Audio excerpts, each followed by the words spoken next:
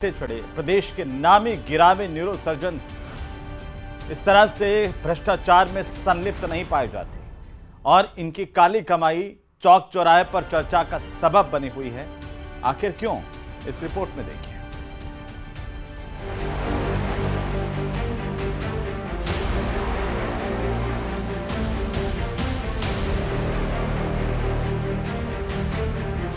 कथा सम्राट मुंशी प्रेमचंद के लिखे गए वेतन पूर्णमासी का चांद, यानी जिस तरह पूर्णमासी का चांद महीने में एक बार पूरे वैभव के साथ धीरे धीरे घटता चला जाता है, उसी तरह वेतन भी महीने के अंत में एक बार मिलता है और फिर खर्च होते होते खत्म हो जाता है। यही सोचकर कुछ लोग रिश्वत लेते हैं और कानून के हत्थे चढ़ जाते हैं। सूबे के नामी गिरामी neuro surgeon doctor Manish Agarwal के साथ भी यही हुआ।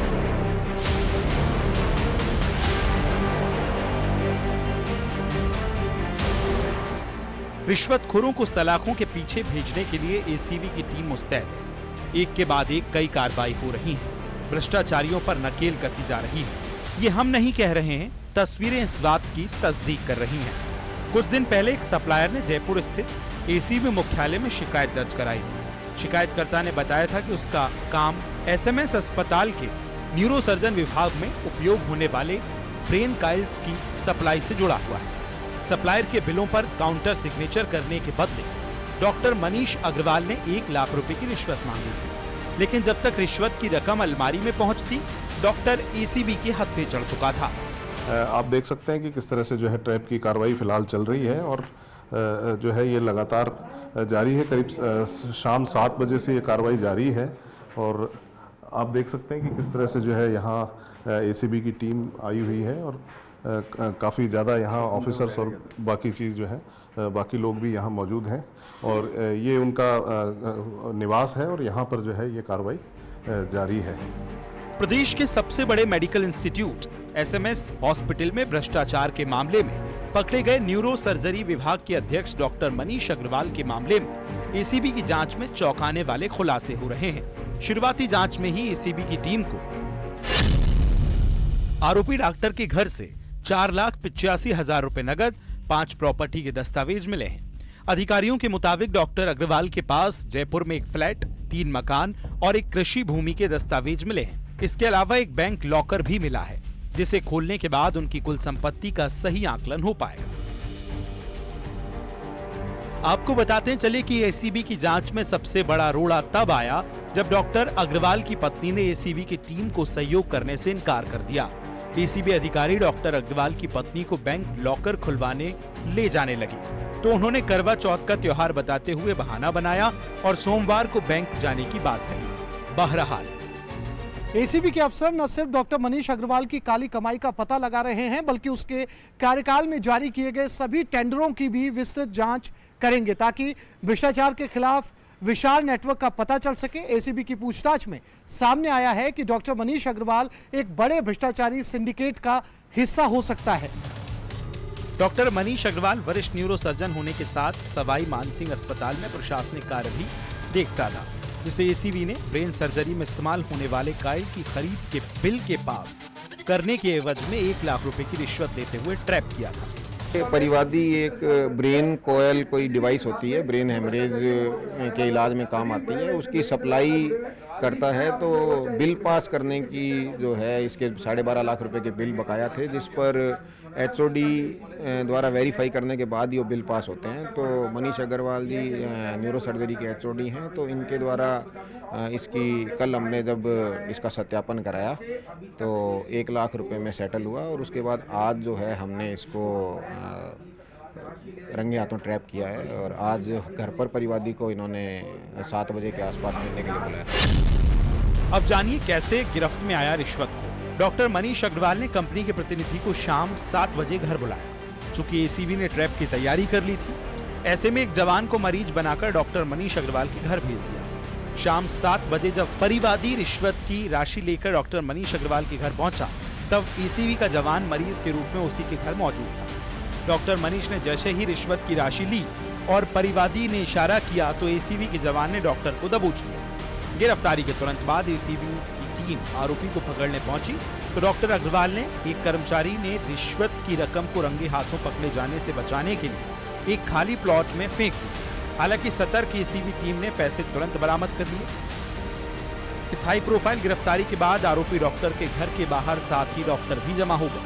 सोशल मीडिया पर एक वीडियो वायरल हो रहा है जिसमें वो आरोपी डॉक्टर का समर्थन करते हुए दिख रहे हैं और कह रहे हैं कि डरिए नहीं, हम आपके साथ हैं।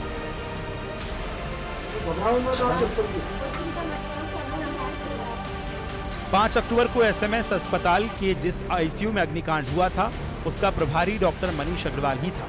अग्निकांड के बाद सरकार ने अस्पताल अधीक्षक और ट्रॉमा सेंटर प्रभारी को पद से हटा दिया था, लेकिन ICU head doctor Manish Agarwal के खिलाफ कोई कार्रवाई नहीं हुई। उस समय मनीष अग्रवाल बच गया और फिर खुद को अजेय समझने लगा। यही ओवर कॉन्फिडेंस उसे भारी पड़ गया। गुरुवार रात को 1 लाख रुपए रिश्वत देते हुए वो ट्रैप हो गया। इस भ्रष्ट डॉक्टर के अब कई कारनामे खुलने वाले हैं। खबर है कि मोबाइल से एसीबी को कई राज मिले हैं।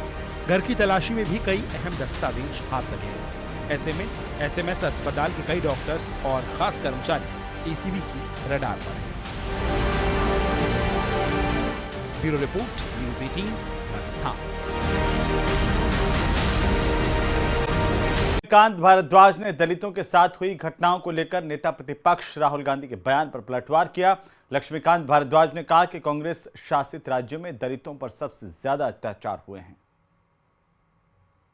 हारे हुए हताश नेता की तरह व्यवहार कर रहे हैं। जिस तरीके से सत्ता हासिल करने के लिए वो जाति के नाम पर देश में अराजकता फैलाने की कोशिश कर रहे हैं, उसे देश की जनता पहचान रही है।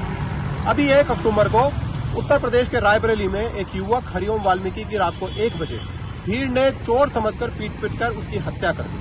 जब पुलिस की इन्वेस्टिगेशन हुई और उसमें कई लोगों को गिरफ्तार किया गया तो पता चला कि जिस भीड़ ने उसे पीट कर मारा है चोर समझकर, उस भीड़ में से अधिकांश लोग दलित और ओबीसी समुदाय के ही हैं। लेकिन राहुल गांधी ने जो व्यक्ति था उसको उसकी जाति से जोड़कर पूरे देश में भ्रम फैलाने की कोशिश की, दलित अत्याचार से जोड़ने की कोशिश की। उनका यह झूठ पकड़ा गया पुलिस की इन्वेस्टिगेशन में, लेकिन वो यही नहीं रुके। जिस तरीके से सीजेआई के ऊपर जूता फेंका गया, सीजेआई की जाति को जोड़कर देखकर उन्होंने जिस तरीके से उसे भी जातीय रंग देने का पूरे देश में कोशिश की, वो एक निंदनीय कृत्य है। तो चलिए इसी के साथ ही खबर में दम है में अभी के लिए फिलहाल इतना ही। आप देखते रहिए प्रदेश। पर्यवेक्षक के सामने ही स्थानीय नेता भिड़ गए हैं। स्थानीय नेताओं में तीखी नोकझोंक हुई है। 1-to-1 मीटिंग लिस्ट पर विवाद हो गया। अन्य नेताओं ने बीच बचाव किया है। कांग्रेस शहर अध्यक्ष चुनाव को लेकर के ये बवाल हुआ है। बड़ी खबर उस वक्त जोधपुर से, जहां पर संगठन सृजन अभियान में तू मैं देखने को मिली है। पर्यवेक्षक के सामने ही जो स्थानीय नेता है वो आपस में भिड़ते हुए नजर आए हैं। बड़ी खबर इस वक्त आपको बता रहे हैं, स्थानीय नेताओं में नोकझोंक हो गई है। ये देखिए तस्वीर आई है जोधपुर की, जो कि आपको दिखा रहा है। 1-to-1 मीटिंग लिस्ट पर यह विवाद छिड़ गया और अन्य नेताओं ने देखिए किस तरीके से बीच बचाव किया है। न्यूज़ 18 राजस्थान पर आपको ये एक्सक्लूसिव तस्वीर दिखा रहा है। आप देखिए किस तरीके से वहां पर नोकझोंक हुई है। नोकझोंक के बाद क्या माहौल वहां पर रहा। कांग्रेस शहर अध्यक्ष चुनाव को लेकर के बताया जा रहा है कि ये बवाल देखने को मिला है।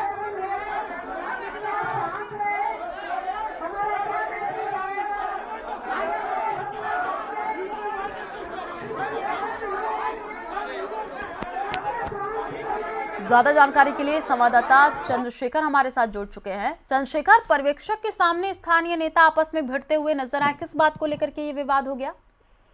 देखिए, ये जो कांग्रेस का संगठन सृजन अभियान चल रहा है, इसमें तू मैं हुई और कांग्रेस के जो स्थानीय नेता है वो जूतम पेजार करते करते बचे। जोधपुर शहर अध्यक्ष के चुनाव को लेकर जो ये कवायद की जा रही है उसमें ये बवाल मचा है और पर्यवेक्षक सुशांत मिश्रा के सामने ही स्थानीय नेताओं में तीखी नोकझोंक हुई और ये पूरा घटनाक्रम जो है सूरसागर क्षेत्र के फीडबैक के बैठक के दौरान जो है हुआ है और जिसमें प्रीतम शर्मा और राजेश रामदेव आपस में आमने सामने हो गए, तू मैं करने लगे। बीच बचाव जो है लोगों ने किया और जो दोनों को एक दूसरे तरफ ले गए। 1-to-1 मीटिंग की जो लिस्ट था उस पर जो विवाद मचाया और दोनों में जमकर हंगामा हुआ। जो वीडियो है वो सोशल मीडिया पर लगातार वायरल हो रहा है और लोग जो है इस झगड़े को लेकर कहीं ना कहीं अनुशासन और पारदर्शिता के जो दावे कांग्रेस की तरफ से किया जा रहा है उसकी पोल जो है खोलने की बात सोशल मीडिया पर कर रहे हैं। जी बिल्कुल, और ये जो तस्वीर आई है वो हम दर्शकों को दिखा भी रहे हैं। चंद्रशेखर, किस तरीके से तू मैं होता हुआ नजर आ रहा है। आपकी बातचीत वहां पर कुछ नेताओं से हो पाई है, उन्होंने बताया कि किस तरीके से ये विवाद बढ़ गया? देखिए, जब इस झगड़े को लेकर बात की तो उन्होंने कहा ये जो है हमारे घर का मामला और अंदर ही छोटी मोटी बहस हुई थी, ऐसा कोई विशेष बड़ी बात नहीं, उनका ये कहना है। जी ठीक है, आप नजर बना करके रखिए। शुक्रिया तमाम जानकारी साझा करने के लिए।